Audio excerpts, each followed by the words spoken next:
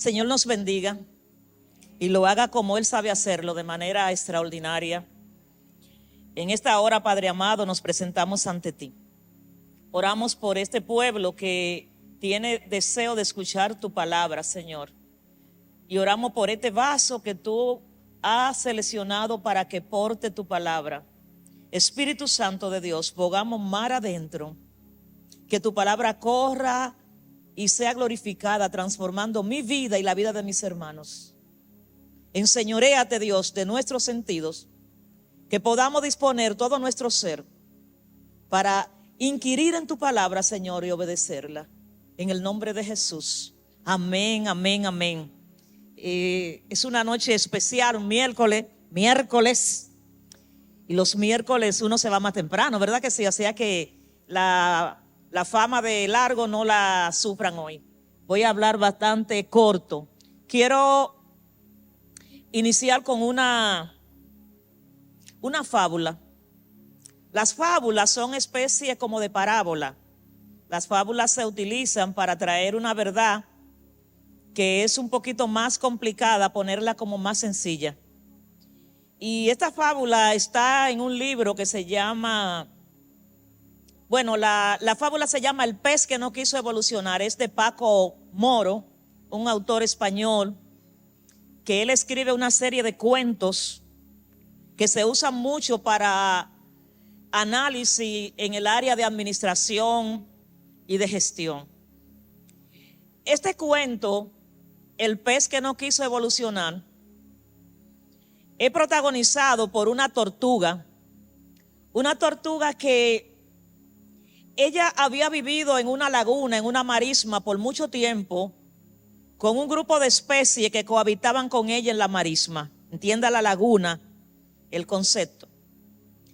Y la tortuga había observado que la laguna estaba descendiendo, que se estaba secando. Y la tortuga decidió hacer una convocatoria a todos los animales que vivían en la marisma para socializar acerca de el descenso rápido que llevaba aquella laguna. Y todos los peces y los animales que habitaban en la marisma se presentaron a la reunión a la hora que se convocó.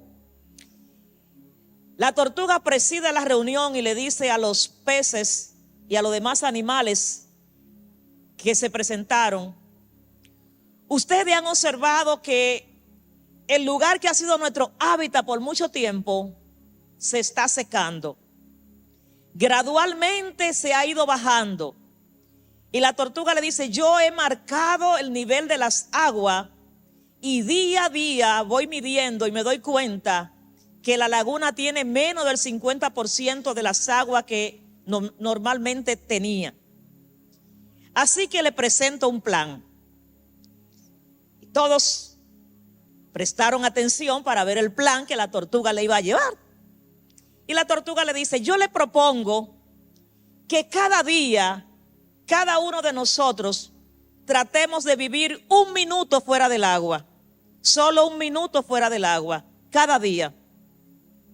Y mientras ustedes cada día prueban 1 minuto fuera del agua, al finalizar el tiempo vamos a adaptarnos a vivir fuera del agua y podremos sobrevivir si la marisma se seca. Todos los peces escucharon. La idea le pareció fabulosa, porque todos hablamos de problemas, pero pocas personas nos brindan soluciones. La tortuga le llevó una propuesta e incluso le dijo: ¿alguno de ustedes tiene un mejor plan? ¿Tiene alguna idea que aportar? Todos estuvieron de acuerdo en día a día vivir 1 minuto fuera del agua, menos el balbillo. El balbillo era un pez que también cohabitaba en la marisma y él se dijo: eso no es conmigo. Aquí hemos vivido siempre y siempre llueve y las aguas vuelven y suben, y aquí vamos a terminar y aquí vamos a vivir. No valió que la tortuga le hablara del cambio climático, del fenómeno del niño, de la niña, nada de eso al balbillo le importó. El balbillo no hizo nada de lo que acordaron.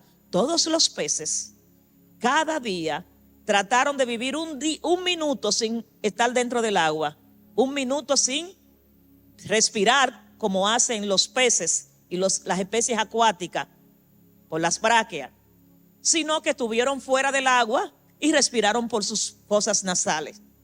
Un minuto día a día hizo que muchos de ellos pudieran probar y durar 5 minutos, 10 minutos, 1 hora y algunos hasta un día fuera del agua. Al final de 6 meses se volvieron a reunir. La marisma se había secado. Habían pasado 6 meses de dura sequía y la marisma no tenía agua, solo lodo. Allí habían muerto algunos de los peces que no pudieron salir, no pudieron respirar fuera. Y había un barbillo que aleteaba y decía: qué desgracia para mi vida, qué mala suerte tengo, mira cómo me toca morir aquí en el lodo, ¿qué va a pasar conmigo? Y la tortuga, el viejo Galápagos, se le acercó y le dijo: tú tuviste las mismas oportunidades que todos nosotros, solo que tú decidiste no hacer nada para enfrentar el cambio. En un mundo de cambios constantes, evolucionar no es una opción, es una obligación. Bueno,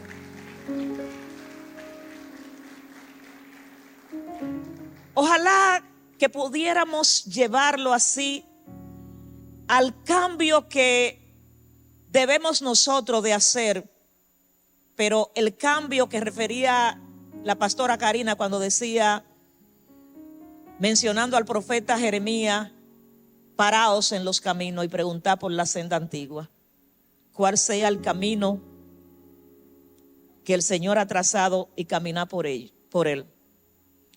Yo voy a leer unos versículos que están en el Salmo capítulo 42 y su hermano siamés el 43. ¿Por qué digo así? Se lo explico en un ratito. Dice: como el ciervo brama por las corrientes de las aguas, así clama por ti, oh Dios, el alma mía. La Nueva Traducción Viviente dice: como el ciervo anhela las corrientes de las aguas, así te anhelo a ti, oh Dios. Versículo dice: tengo sed del Dios, del Dios viviente. ¿Cuándo podré ir para estar delante de él? Día y noche solo me alimento de lágrimas, mientras mis enemigos se burlan continuamente de mí, diciendo: ¿dónde está ese Dios tuyo? ¿Dónde está tu Dios? Se me destroza el corazón al recordar cómo solían ser las cosas.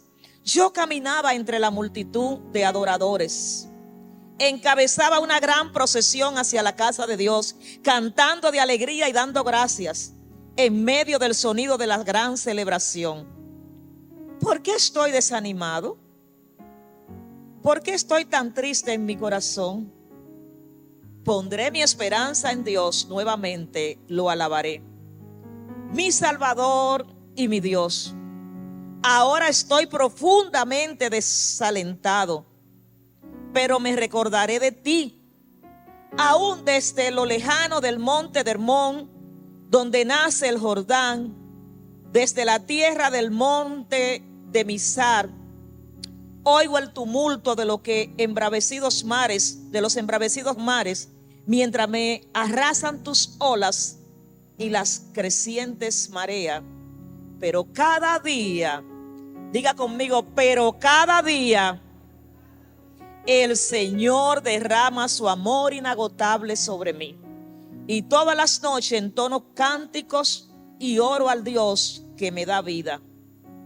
Oh Dios, roca mía, clamo: ¿por qué me has olvidado? ¿Por qué tengo que andar angustiado y oprimido por mis enemigos? Sus insultos me parten los huesos. Se burlan diciendo: ¿dónde está el Dios ese tuyo? ¿Por qué estoy desanimado? ¿Por qué estoy tan triste? ¿Por qué está tan triste mi corazón? Pondré mi esperanza en Dios y nuevamente lo alabaré, mi Salvador y mi Dios. Señor, añada bendición a nuestras vidas por medio de su palabra. El tema que voy a tratar esta noche, el tema es afilar el hacha. El subtítulo es un adorador herido. Hay tiempos en la vida de los seres humanos donde parece que todo se ha oscurecido, donde parece que las esperanzas se agotaron, donde nos vemos y decimos, ay de mí, ¿quién podrá defenderme? Y no el chapulín colorado. Sentimos injuria, persecución y pareciera que no hay tregua. La noche se vuelve oscura y parece que no va a amanecer. Sentimos que no hay salida y corremos sin rumbo, sin saber a dónde vamos. Es más o menos lo que expresa el autor de este salmo, el Salmo 42, donde nos dice, un abismo llama a otro abismo a la voz de su cascada. Yo me imagino a un salmista que se sentía que estaba atrapado. No sé cuántos de ustedes alguna vez se le apagó un ascensor. ¿Se le ha apagado? A mí se me apagó uno y gracias a Dios era en el Homs de Santiago, en el Hospital Metropolitano de Santiago, y tiene una vista hacia afuera y rápido hubo auxilio. Y había aprendido que hay que ahorrar oxígeno cuando se apague el ascensor, porque si no ahorramos oxígeno y comenzamos a gritar, igual que cuando nos estamos ahogando, posiblemente se nos acabe el oxígeno. Entonces, en un ascensor, cuando se cierra y no abre, uno siente que se está acabando el mundo. Pero literalmente no se acaba. A mí me pasó reciente, y es que el ascensor tenía 2 salidas. Y cuando yo entré, yo no me percaté que la puerta a la que yo debía salir estaba de este lado. Yo entré, le di a mi tecla del ascensor, marqué el piso al que yo iba y me quedé mirando la puerta. Y el ascensor subía y no abría. Subía y no abría. Y me le di parada. Dije, Señor, hay que ahorrar oxígeno. Déjame ver, dame una salida, ¿qué hago? Y parece que el Señor me dijo, mira para el otro lado. Y la puerta estaba abierta. Literalmente, la que yo debía salir, que salía al 4º nivel de donde yo iba, estaba detrás de mí. Y yo no me había percatado. A veces nos pasa eso, que creemos que se nos acabaron las salidas, pero es porque no nos hemos dado cuenta que la puerta de salida está detrás de nosotros. Muchas personas han comentado, o sea, de los exégetas bíblicos, los que hacen análisis bíblico, acerca de quién escribió el Salmo 42.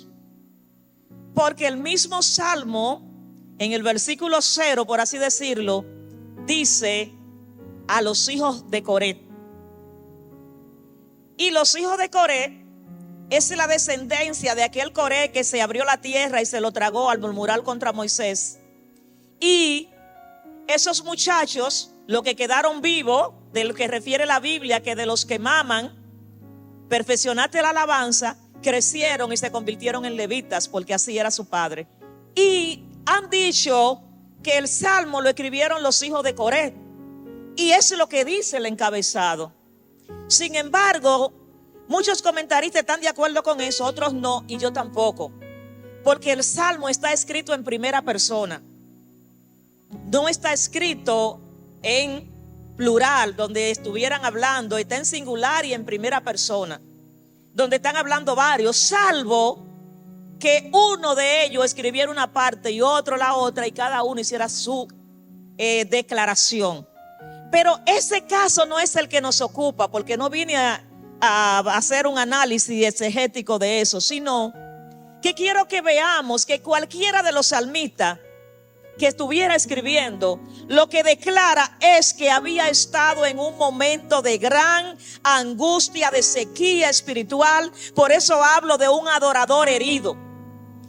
Como el siervo brama por las corrientes de las aguas, así clama por ti, oh Dios, el alma mía. El agua es un líquido vital. De hecho, nuestro cuerpo está constituido por 2/3 de agua. O sea, todo lo que tenemos aquí en el cuerpo, cuando se acabó el agua, se acabó todo. Nos deshidratamos y terminamos muriendo. Muchas personas que padecen deshidratación llegan a la emergencia pensando que tienen algo muy grave y realmente están deshidratados. Cuando nos falta líquido, a mí me da dolor de espalda, los síntomas son diversos y me recuerdo oír la voz de mi hijo que me dice: bebe agua. Porque se bebe otra cosa que no es agua. Pero cuando tomamos agua sentimos que nos mejoramos. La sequía provoca que los animales se mueran, que los animales comiencen a desmejorarse, a malnutrirse, se seca la hierba. Con unos meses de sequía que tuvimos en el país y marcadamente en la provincia, notamos cómo la vegetación se iba acabando. Imagínense, afecta a la vegetación, la flora, la fauna, también afecta a la vida humana. El salmista explica que él jadea, brama, corre por poderse acercar a las corrientes de agua. Un siervo va a las corrientes de agua por 2 razones. La primera es por sed, porque tenga sed y él no bebe agua estancada, sino que él corre hasta donde está la cascada, donde está la chorrera de agua fresca, y ahí él se deleita bebiendo. La segunda razón por la que un siervo brama es porque lo estén persiguiendo los cazadores o algún depredador en la cadena alimenticia, y él corre y se lanza al agua y se deja arrastrar por la corriente de agua, y ahí se le salva a sus depredadores. El salmista toma la figura de ese animal, el cervatillo, el ciervo, el venado, como le decimos nosotros de este lado del planeta, para él ejemplificar cómo estaba su situación espiritual. Los que están del lado de que el salmo lo escribió David, dice que David estaba perseguido por Saúl, estaba en los momentos de mayor crisis de su vida, donde él no podía ir al templo a adorar ni podía tocar el arpa, y que esos momentos lo hicieron a él sentir la nostalgia que él manifiesta durante los versículos de este salmo, los 11 versículos del Salmo 42. El anhelo del salmista y sus lágrimas fluyen mientras no solamente tiene sed, está deshidratado, tiene deseo de ir a la casa de Dios a congregarse, deseo de adorar a Dios con la multitud, sino que además de eso tiene unos enemigos que lo asedian, unos enemigos que se burlan de él, unos enemigos que le cuestionan su fe.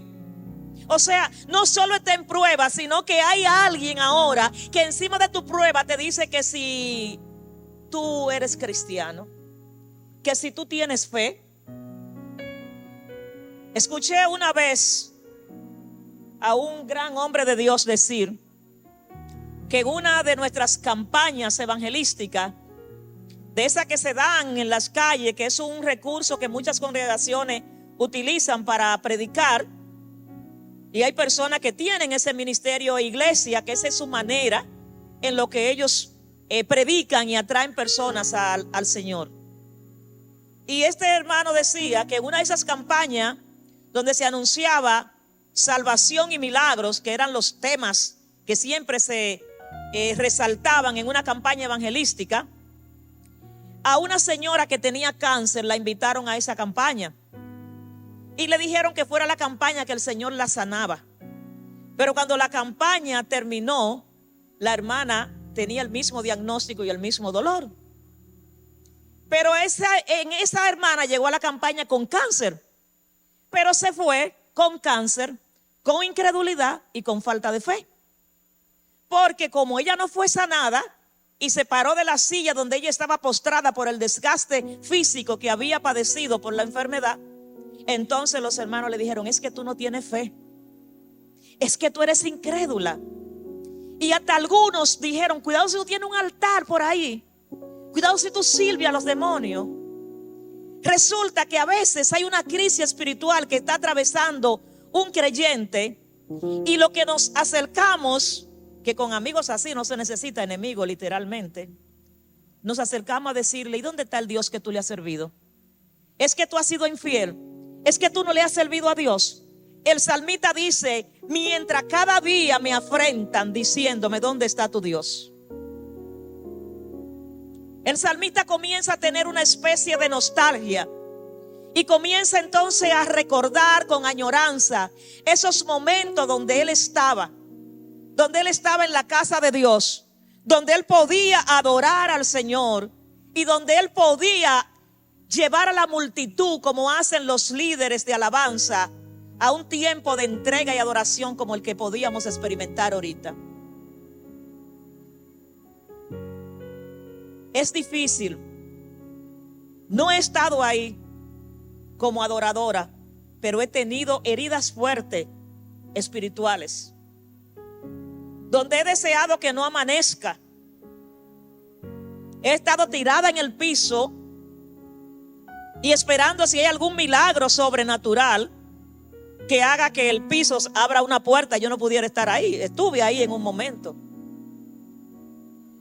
Pero me imagino cómo se siente un adorador, una persona que nació para adorar, para el altar, para servir a Dios en un momento de sequía espiritual. El salmista lo describe, no hay que imaginárselo. El salmista lo describe. El Salmo 63 también dice que el salmista hace una exclamación y dice: Dios mío, eres tú. De madrugada te buscaré. Pero él describe cómo él estaba. Él dice: en tierra seca y árida, donde no hay agua. O sea, estoy seco. ¿Quiénes han sentido seco alguna vez? Tal vez nadie quiera levantar la mano. Pero la sequedad espiritual es una realidad. Lo que pasa es que a veces no solo estamos secos, sino que somos hipócritas. Y le decimos: hermano, ¿cómo está? Súper bien. ¿Cómo se siente? No puedo estar mejor. Y tú dices: excelente, excelente. Yo tengo una costumbre, y es que hay personas a las que yo me tomo la libertad, cuando Dios me da el permiso, de no solo preguntarle cómo está, sino volverle a preguntar y mirarle a la cara y decirle: Elías, ¿cómo está? O sea, mirarlo a los ojos. Y no es a la pastora, no es al hermano Elías, es a Elías que yo le estoy preguntando cómo está. Y a veces la gente se quiebra porque no está bien. Y a veces somos hipócritas, queriendo mostrar un bienestar que no tenemos. Señor, el que está seco, está seco. La tierra seca, el deshidratado no puede allantar que está hidratado, está seco. Cuando necesitamos agua, lo que cultivamos, plantitas ornamentales, sabemos, y aún frutales, sabemos que a veces la encontramos en emergencia y tenemos que echarle agua hasta que los santurios sufren de eso, que se deprimen cuando le falta agua, se le caen las hojas. Y como usted cree que la mata se murió, pero cuando usted la hidrata, ella vuelve en sí. Sentirse así es válido. Sentirse seco, sentirse con deseo de morirse es válido. Lo que no puede es morirte. Tiene que seguir respirando. Tiene que seguir respirando, tiene que seguir viviendo. Y el salmista reconoce esto, y es cuando él dice: Dios mío, ¿por qué te has desentendido de mí? Yo quiero volver a este versículo.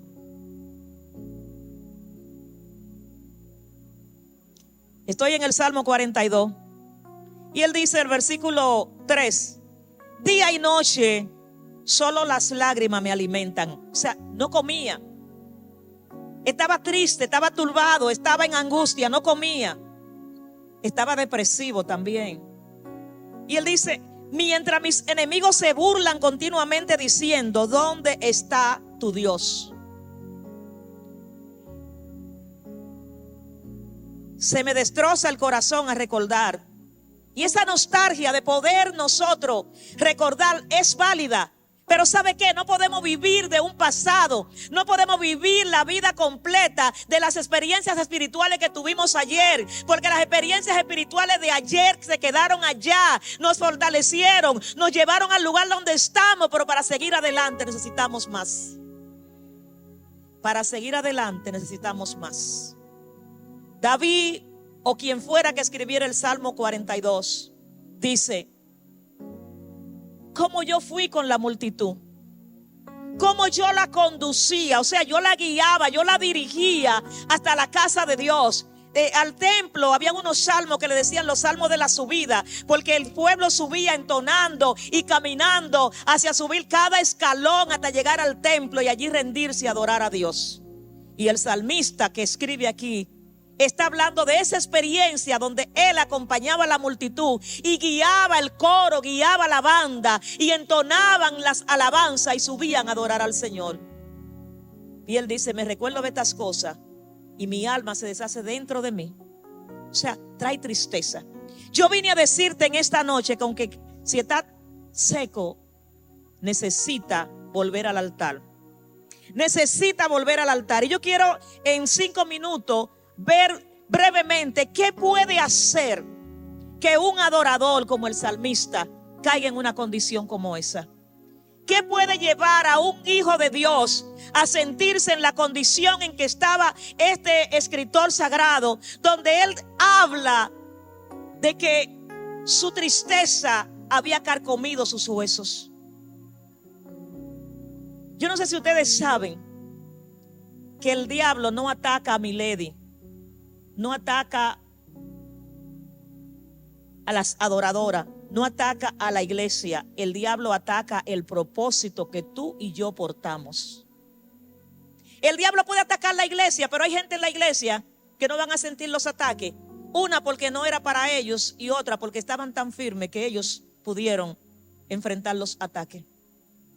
Pero hay personas que se exponen a que el enemigo de la justicia, Satanás, que el Señor los reprenda, los lleve a terreno donde ellos no pueden caminar. ¿Sabe que alguien en una ocasión dijo que no te pongas a discutir con una persona vulgar, porque ahí tú eres un Nobel y él tiene maestría?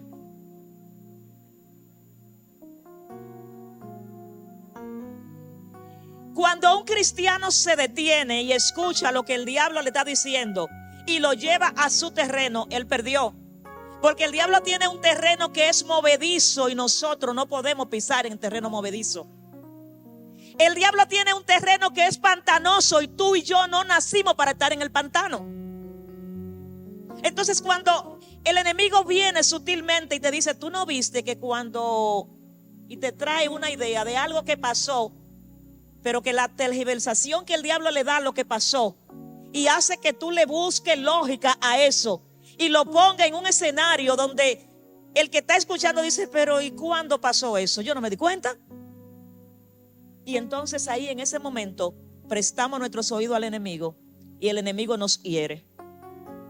Cuando el enemigo nos hiere fuera de terreno, ¿sabe lo que sucede? Que no tenemos quien nos auxilie. Porque es probable que aquí dentro de todos nosotros alguien reciba un ataque, sea atacado por alguien o por un grupo, por una turba, una multitud. Pero el grupo que está aquí lo va a defender, lo va a ayudar. Si observamos la selva y vemos cómo los animales salvajes se mueven, ellos se mueven en manada.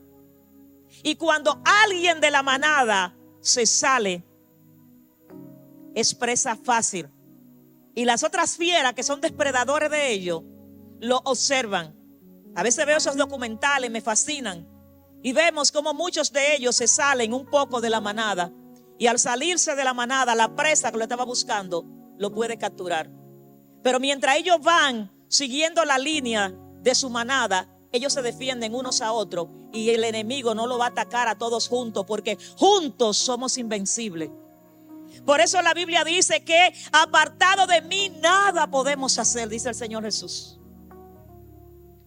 Y otra cosa que puede hacer que un adorador quede herido es que descuide su vida espiritual.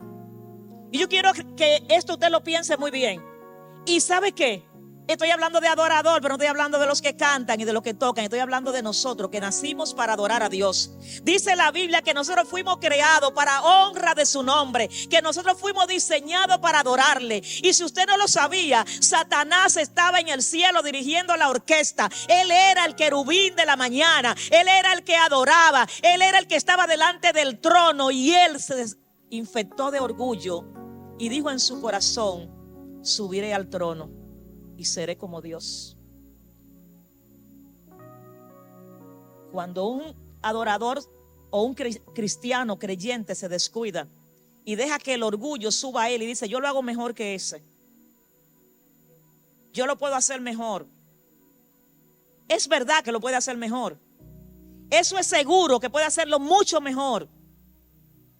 Y alguien lo puede hacer mejor que tú también y que yo. Pero no nos toca a nosotros ponernos en ese lugar. Nos toca honrar a ese que está al lado de nosotros y que nosotros podemos ayudar a crecer. Satanás se ensañó y fue detronado. ¿Y saben qué? Escúchenlo bien, el diablo no va a poder volver donde él estaba. Por eso él ve a los adoradores con odio. Por eso el diablo le toca, le tira dardos que son mortales a la persona que es del altar. Porque la persona que son del altar, el diablo dice: ese está donde yo debía estar y yo no puedo estar ahí. Y el diablo le tira con el infierno completo. Que el Señor lo reprenda. Es por eso que no podemos descuidarnos. No podemos caer en el descuido. Caer en el descuido sería permitir que el enemigo destruya el propósito que hay en nosotros. El salmista dice: yo tengo sed y no me voy a dejar morir. Yo sé lo que tengo que hacer. Espiritualmente podemos nosotros, como el hijo pródigo, decir: ya sé lo que haré. El hijo pródigo volvió en sí, porque cuando estamos heridos, estamos enfermos, estamos descuidados, perdemos la razón y dejamos de ver con la lógica espiritual las cosas. Y comenzamos a ver el panorama como el enemigo nos pone a verlo, porque él no hace la película y nos la pone delante y nosotros se la creemos. Es tiempo de que nos levantemos y digamos: no, a mí no. No, a mí no.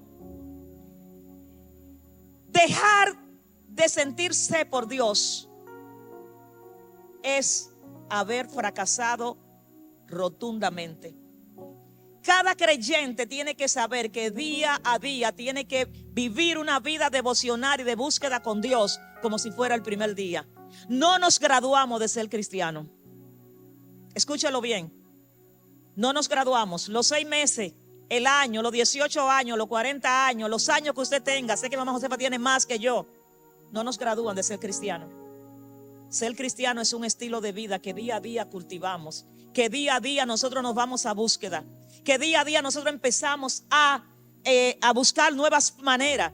Una forma de nosotros darnos cuenta que estamos entrando en sequía es no reconocer que estamos secos. A veces tú le dices a alguien: ¿cómo te sientes? Bien. ¿Y tu vida de oración? Sí, yo oro. Mira, yo le decía a alguien recientemente: vamos a tener un tiempo de ayuno para que te sume al ayuno. Yo no puedo ayunar, me dijo. Ahí no. No se preocupe, que no era de casa de restauración.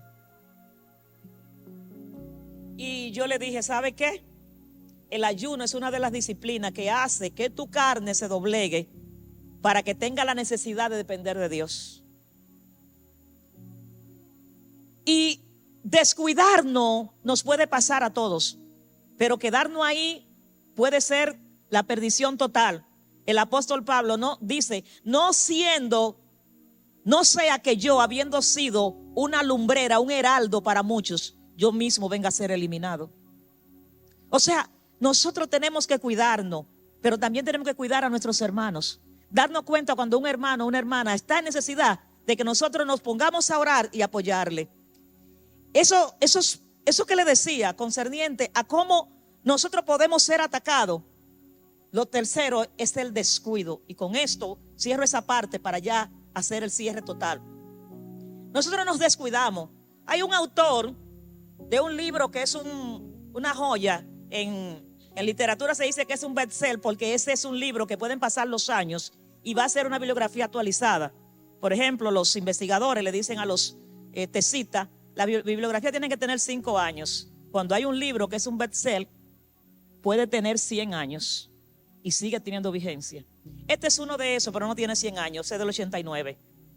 Se llama Stephen Covey. Escribe los 7 hábitos de la gente altamente efectiva. Yo no le voy a hablar de los 7 hábitos, le voy a hablar del último hábito que Stephen dice que él lo toma de una anécdota que hay también. Y el 7º hábito se llama afilar el hacha, y por eso el tema de afilar el hacha. Él cuenta que un leñador llegó a un campo a ser contratado para cortar árboles. Y el primer día tuvo una tumba de árboles asombrosa. Digamos que tumbó 25. Llegó con su hacha afilada y tumbó 25. Todo el mundo estaba asombrado porque tumbó 25 y no era los demás no habían llegado ni a la mitad de esa cantidad. Y el dueño del bosque le dijo: me gusta tu trabajo, espero que mañana suba la cantidad. Al otro día tumbó 23. Al siguiente día tumbó 10. Y al siguiente día no pudo tumbar 3. Y le preguntaron que qué pasó, y él mismo se sintió preocupado. Dijo: ¿qué pasó conmigo? Y ustedes lo saben, muchos posiblemente han leído la historia. El dueño del bosque le dijo: ¿has afilado el hacha? Y él dijo: no, estaba muy ocupado tumbando árboles. Muchos de nosotros estamos muy ocupados sirviendo,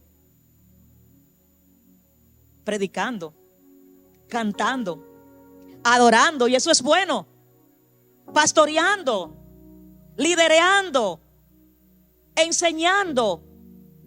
Pero ¿y el hacha de nosotros? ¿Para cuándo la vamos a molar? ¿Para cuándo vamos a afilar nuestra propia hacha? Stephen Covey está hablando de las esferas de la vida del ser humano.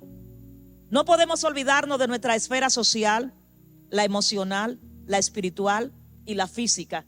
Y el orden aquí no es el que prima. O sea, tenemos que cuidar nuestra vida física y nuestra vida espiritual, y todo lo demás va a venir a un orden. Va a venir a un orden. Un adorador puede quedar paralizado por no afilar el hacha. Canta, sirve, hace lo que le toca hacer, sirve en prestín, sirve en audio, sirve en multimedia, sirve en sonido, sirve en los instrumentos, sirve en la banda, sirve donde quiera. Pero si no saca tiempo para afilar su propia hacha, cuidar su vida espiritual, su vida emocional, su vida física y también su vida social, porque a veces se nos destruye la familia porque no atendemos nuestra familia. Estamos muy ocupados para ir a la obra, y mucho me ha tocado lidiar porque por uno no ser pastor, los pastores no siempre tienen dónde ir a decir cualquier cosa. Y me ha tocado tener que ver muchas personas de ministerio que han fallado con el primer ministerio, que es la familia, porque estaban tan ocupados cortando árboles que no afilaron su propia hacha. Un creyente puede seguir sirviendo y adorando, y a veces decimos: ¿y cómo fue que se descarrió si estaba cantando ayer? Porque no afilaba el hacha. El hacha estaba bota hacía mucho tiempo, su sierra ya no cortaba, no se detuvo porque tenía que seguir cortando árboles. Yo creo que es suficiente para que reflexionemos. Y yo quiero decirle cómo termina este salmo, porque los adoradores debemos volver al altar. Yo le decía ahorita que el Salmo 42 y el 43, dicen los expertos que una vez fueron un solo. Pudiera ser que fueran siameses y los separaran, y ahora el otro hermano, que es el 43, es donde termina. Y escuchen lo que dice aquí. Con esto termino. Declárame inocente, oh Dios, Salmo 43. Defiéndeme contra esta gente que vive sin ti. Rescátame de estos mentirosos e injustos, pues tú eres mi Dios. Estoy todavía en Nueva Traducción Viviente. Pues tú eres mi Dios, mi único refugio seguro. ¿Por qué me hiciste a un lado? ¿Por qué tengo que andar angustiado? Se pregunta. Oprimido por mis enemigos. Y yo quiero que ustedes sepan que el salmista está hablando con sus emociones. Los psiquiatras dicen: el que habla solo no es el que tiene trastornos mentales, es el que no habla posiblemente. Porque podemos hablar. Yo le hablo a mi lady, y es lo que hace el salmista en el Salmo 103. Él le dice a sus emociones, porque el alma, o sea, el alma nuestra es la que siente, es la que es así sensorial, almática, que ella, si no, la cosa no está bien, ella no está bien. Y él le tiene que decir al alma: alma mía, bendice a Jehová. Mira, no te olvides ninguno de sus beneficios. Y le enlista los beneficios, Salmo 103.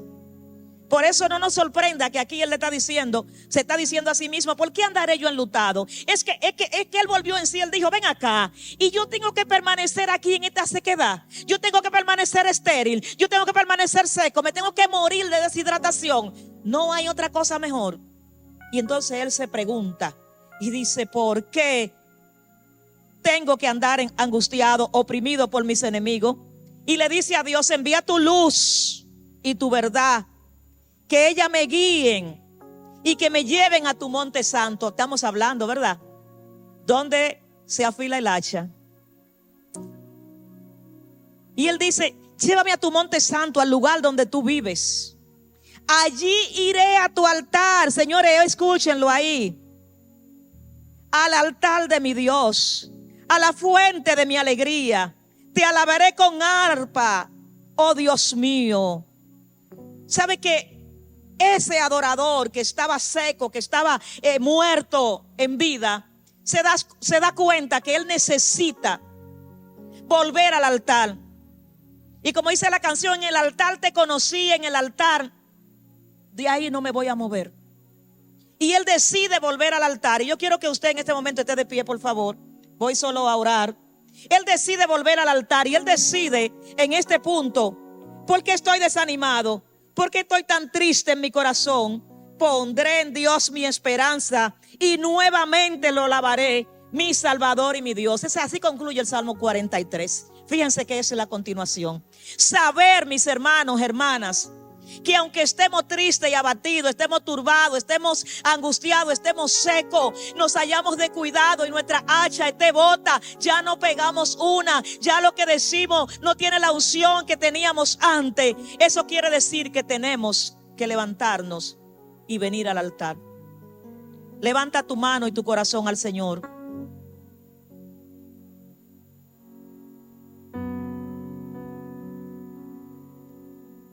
Padre, en esta hora yo he entregado lo que tú has puesto en mi corazón, Señor. Es tiempo de que afilemos el hacha, Dios. Ayúdanos a afilar nuestra hacha. Enséñanos a venir a tu altar, Dios, y a reflexionar sobre dónde estamos, qué hacemos y qué necesitamos hacer en este momento, Señor. Si alguno de mis hermanos está así, como decía el salmista, bramando por las aguas, clamando por como el siervo, jadeando como el siervo, porque tiene sed de ti, Señor, permite que en este momento pueda decírtelo y ser saciado. Espíritu de Dios, Espíritu Santo de Dios, Espíritu Santo de Dios, Espíritu Santo de Dios, ponle la mano al hombro de tu hermano que te queda a tu derecha.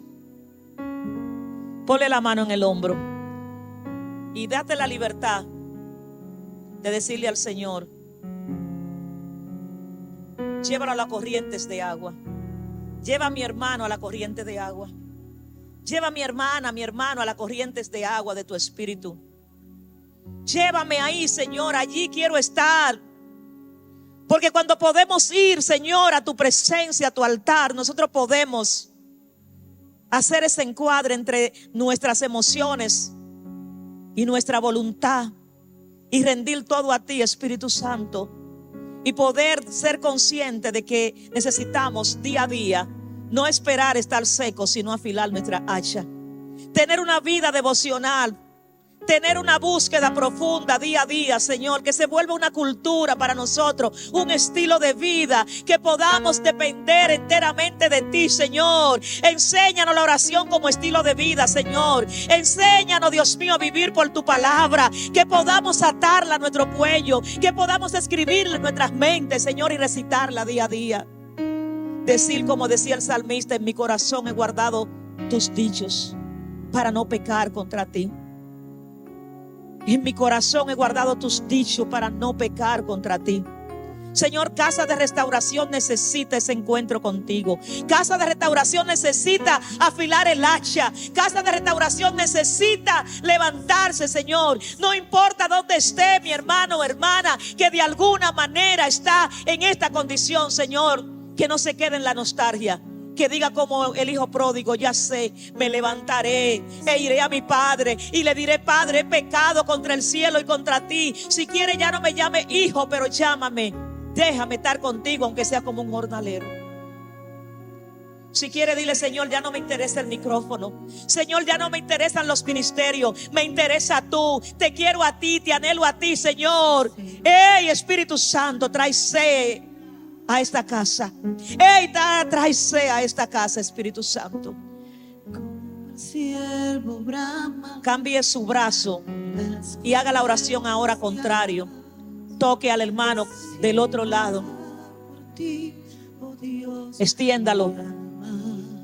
Tóquele el hombro y dígale al Señor: haz que mi hermano, mi hermana pueda experimentar esa necesidad que sentía el salmista cuando decía: como el ciervo brama por las límpidas corrientes. Ay, así clama por ti, oh Dios, el alma mía. Oh sí, Señor, te llamaré. Él nos va a responder. Él responde, iglesia, Él responde, Él responde. Tocaré la puerta y tú la abrirás.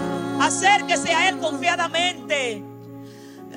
Hey, Espíritu Santo, ve sanando corazones, ve restaurando vidas. Hey, ve restaurando vidas, Espíritu de Dios. Hey, Espíritu Santo,